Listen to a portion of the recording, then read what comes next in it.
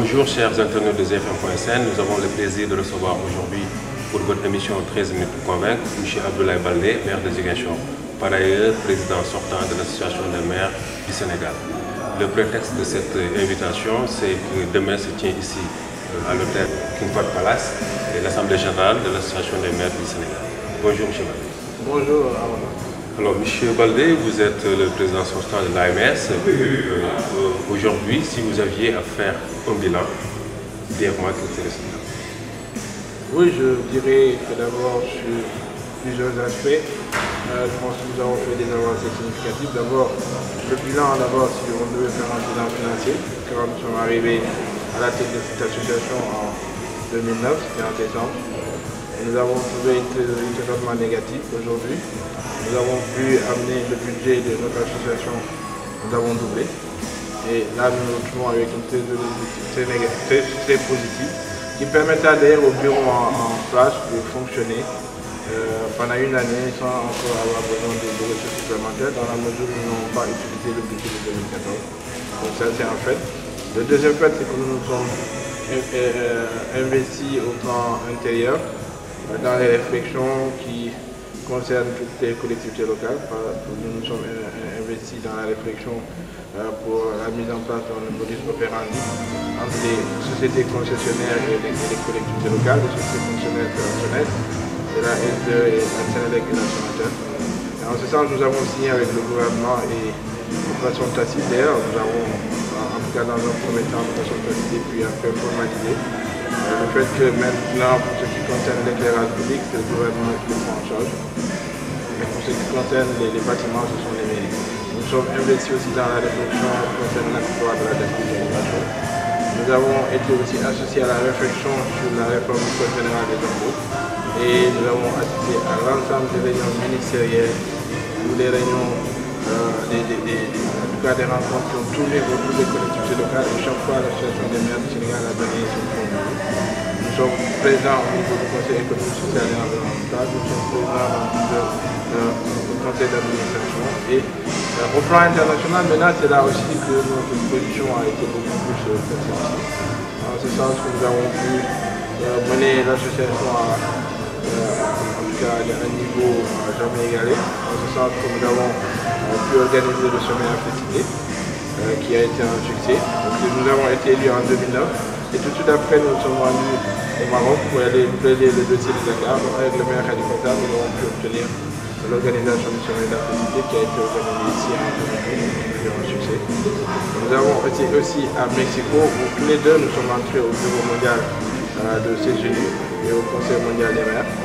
Et vous savez qu'à l'occasion d'Afrique Cité, Khalifa Sall a été élu président de CGU Afrique, c'est-à-dire que c'est toute l'organisation qui rassemble tous les maires d'Afrique, dont Khalifa Sall est le président. Nous avons pu faire élire Mme Aminata Mbengue, maire de Louga, comme vice-présidente des femmes élues de l'Afrique. Et au niveau de la CEDEAO, de l'UOMA plus particulièrement, nous avons pu élire Mme Aïda Sow Diawara comme la présidente des femmes élues. Et aussi le Sénégal occupe une position de choix au niveau de ces instances. Au niveau de l'association internationale des maires francophones aussi, nous avons été élus, Khalifa Sall, secrétaire général, et moi-même, membre du bureau et président de la commission de décentralisation, démocratie locale et gouvernance participative. Nous avons aussi ouvert beaucoup d'autres chantiers avec la Chine, nous avons été invités plusieurs fois, nous avons conduit beaucoup de missions, nous avons envoyé aussi des missions de coopération aux États-Unis d'Amérique avec la National Black Mayor des États-Unis. Nous avons été invités en Colombie, nous avons élargi les bases aussi vers l'Espagne avec la Fédération canadienne des municipalités, avec le Canada, avec la France, nous sommes invités régulièrement au niveau des assemblées générales des maires de France et aussi nous avons essayé d'intensifier les actes de coopération entre les associations, mais aussi avec le Maroc et beaucoup d'autres pays. Donc je pense que sur le plan de la diplomatie, nous avons en tout cas totalement rayonné pendant ces 5 dernières années. Nous allons partir en étant au nouveau bureau. Celui qui me succédera sera membre du Conseil africain des maires, mais aussi il sera membre du Conseil mondial, parce que ce sont des positions que nous avons pu conquérir quand nous étions là et nous allons réussir et nous allons. Donc en 2009, vous, quand vous étiez candidat, il n'y avait pas aussi d'engouement. Aujourd'hui, on a vu vraiment ça va dans tous les sens. On est en train de vous demander qu'est-ce qui fait courir ces maires, le président de la messe. Oui, je pense que c'est un peu tout ce que je viens de dire. Nous avons pu donner, je ne dis pas que ce n'était pas le cas avant, mais je pense que nous avons pu davantage donner de la visibilité à l'AMS. Et les gens se sont rendus compte qu'il était important peut-être de diriger cette association dont le président peut-être a une position politique qui est importante dans le pays, dans le sens qu'il donne de la visibilité aux maires, mais aussi le président des maires. Et au plan international aussi, il y a une reconnaissance. En plus de ça, bon, il y a aussi le fait que le président de l'association des maires soit normalement représenté l'AMS au niveau du Conseil économique, social et environnemental. Moi-même, je n'y avais pas siégé parce que j'étais déjà parlementaire, député, donc nous avions envoyé quelqu'un. Il y a aussi la présidence de l'agence de développement municipal, qui est occupée par le président de l'association des maires, et puis membre de plusieurs autres conseils d'administration. L'ADM, et puis bon, le président aussi décide de qui envoyer dans tel autre conseil d'administration. Donc il a une position qui permet aussi d'avoir une vue globale sur l'ensemble de la politique qui concerne les collectivités locales. Il est aussi consulté sur ces questions.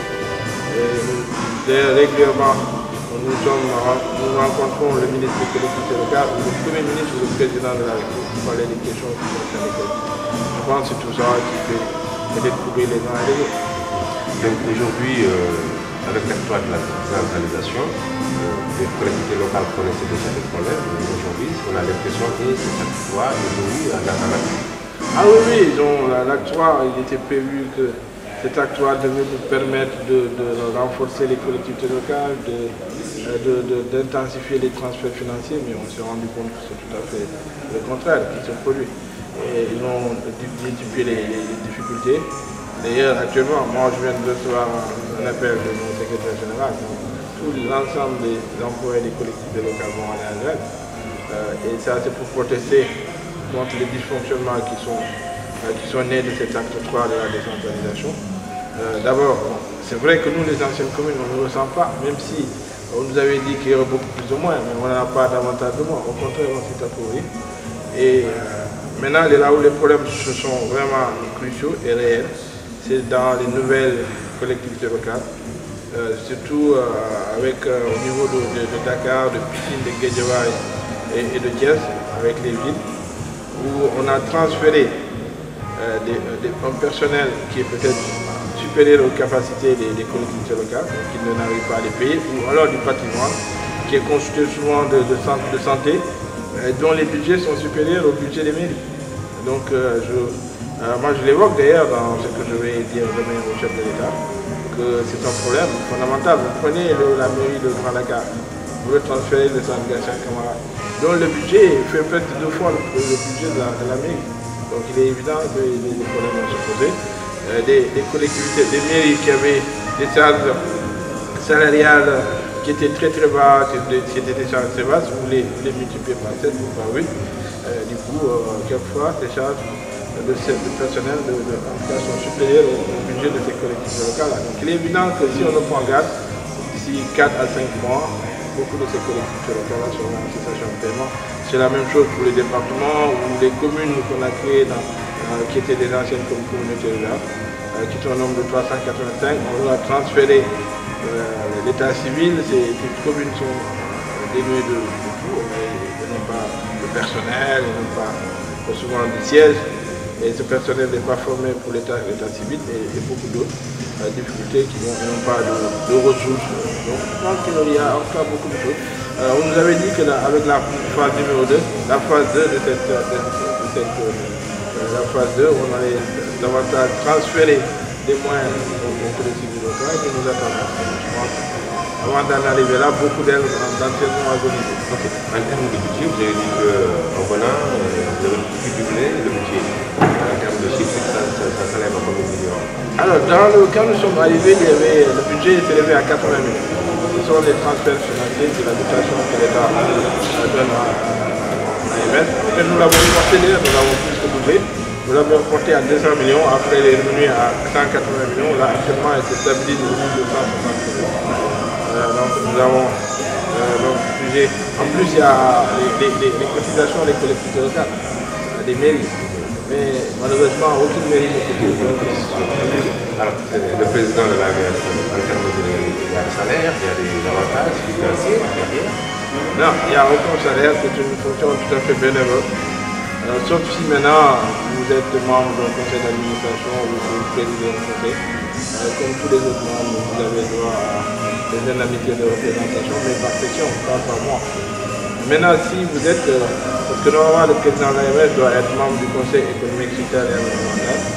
Donc maintenant, si le président devient membre de ce conseil, c'est évident, tu vas percevoir un salaire. Il n'y a même pas de fonds politique, d'une caisse noire? Non, il n'a pas de caisse noire, il n'y a pas tout ça. Il a juste... il n'a pas de caisse noire, il n'a rien, il n'a pas de véhicule, il a un bureau. Donc vous disiez il y a quelques jours dans l'école de Salvador que vous avez dit j'ai dit au ministre des collectivités locales qu'il ne verra jamais le Sénégal émergent tant qu'il n'y aura pas de collectivité émergente. Oui, tout à fait. Moi je considère que quand on parle de Sénégal émergent, c'est d'abord à la base. On peut avoir des collectivités locales pauvres qui manquent de tout, qui n'ont pas d'hôpitaux, qui n'ont pas d'école, qui n'ont pas des infrastructures sociales de base, même qui n'ont pas accès à l'eau, à l'électricité. Donc on ne peut pas développer le Sénégal en laissant une partie du Sénégal dans la pauvreté en disant qu'on va vers un Sénégal émergent. Moi je considère qu'il faut un transfert qui est un transfert conséquent de moins de l'État vers les collectivités locales. Nous avons toujours demandé à ce que la TVA, la part de la TVA qui est collectée dans les collectivités locales et qui devait être versée à Turquie, soit en tout cas sensiblement améliorée. Aujourd'hui elle tourne autour de 5,5%. Alors qu'au Maroc, on est à plus de 30%. En Chine, c'est le contraire, ce sont les villes qui reversent une partie de la TVA à l'État. C'est pour ça que là-bas, nous avons des villes émergentes, nous avons un boom sur le plan du développement urbain. Mais au Sénégal, tant qu'on laissera les villes pauvres avec des budgets de 100 millions ou de 200 millions, il est évident qu'on n'aura jamais un territoire équilibré. Alors, donc concrètement, demain, comment ça va se passer l'élection? Ça va se faire de façon secrète où il y a des voix des gaz électeurs comme l'ancien président là qui a plus les autres? Non, demain ce ne sera pas l'élection. Demain nous allons procéder à la cérémonie d'ouverture avec l'arrivée du président de la République. Nous avons aussi invité certains présidents de l'association de maires de la sous-région et de l'Afrique. Donc nous allons faire des lectures des différentes résolutions. Et ensuite nous allons procéder à la révision des statuts de l'AMS parce que nous accueillons les 385 communes nouvelles qui étaient des anciennes communautés rurales. Ensuite, nous avons adopté le règlement intérieur et après-demain, dimanche, ce sera l'élection. Bien entendu, nous sommes en train de tout faire pour qu'il y ait consensus, pour que nous puissions monter un bureau consensuel. Maintenant, si nous n'y arrivons pas, nous avons déjà mis en place une commission électorale. Mais c'est là une élection à bulletin secret. Bien entendu. Au niveau de la mouvance présidentielle, ils ont trouvé un consensus autour de l'Ipsal. Alors, vous avez derrière non, vous savez, moi je ne suis pas de candidat, donc ça arrive ça ou l'autre, moi ça me ferait n'importe. L'essentiel que je puisse laisser l'association en de bonnes mains. Mais je ne dirais pas que la mouvance présidentielle a un seul candidat, parce que Aline Ndoye et Bamba Fall sont dans la mouvance présidentielle, ils sont des candidats encore. Il y a Tarasila qui a déclaré sa candidature. Et j'ai essayé de l'ambitionnner, mais il m'a dit que pas de principe, il va maintenir sa candidature. Donc il est évident que nous allons faire des discussions très âpres pour les 24 heures qui n'étaient pas de l'élection. Donc nous allons essayer de trouver un consensus. Maintenant, si on ne le trouve pas, on passera à l'élection. Donc merci. C'était votre émission 13 minutes pour convaincre. Rendez-vous la semaine prochaine. Merci beaucoup. Merci.